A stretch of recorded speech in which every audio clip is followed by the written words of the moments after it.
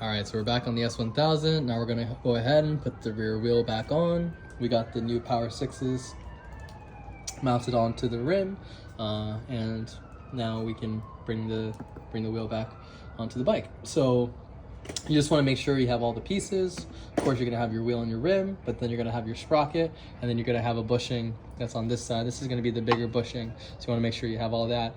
Underneath the sprocket is going to be your cush rubbers, so make sure you don't lose that. On the BMW, it's one piece. Some of the other bikes, you'll find them multiple pieces, but definitely don't want to lose that. On this side, you're going to have another bushing. This is going to be the smaller one on this side. And so you want to make sure you don't lose that either.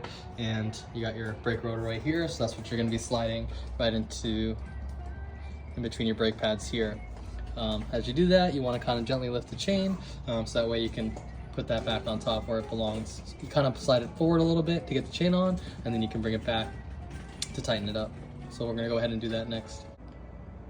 Something that I did forget to mention, which I'm just going to kind of say right here, is basically when I had my axle out, I actually cleaned it up, and then I re-greased it just very gently. So just make sure, you know, if you want, or if you're able to do that, that's also a good idea. Alrighty, so we got the tire back on, or rather the wheel back on. It was a bit of a pain just because this bushing just getting stuck on this ledge here. I guess I lifted it up too high, so just make sure you don't do that, because then it got stuck on the ledge kind of right back here, and then it took me forever to kind of get it loose to bring it back down again, so that way I can get the axle through.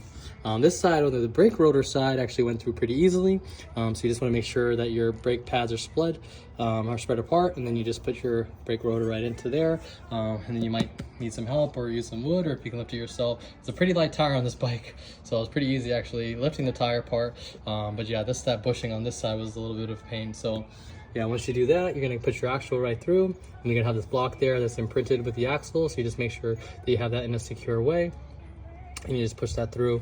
You're going to have that smaller bushing on this side like we said, and then the other bushing on this side, and then we're going to have another block right here, and that's going to imprint with the washer here, and then the bolt here.